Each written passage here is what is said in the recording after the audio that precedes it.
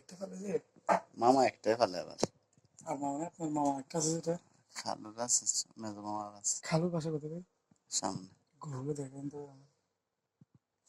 আমার পছন্দ হয়ে যাবে টাকা থাকলে আমার পছন্দ করতাম না আমি গরু ফিটনেসটা সুন্দর হ্যাঁ লম্বাটা আবার উঁচা। দুই বছর ফেলতেছে হ্যাঁ বিক্রি করে না বিক্রি করবে, বিক্রি তো ইয়াতে না করবো কুরবানির সময়। আমি লাভ হচ্ছে না আরো টানি দে মারবে মারি দে মারি দে।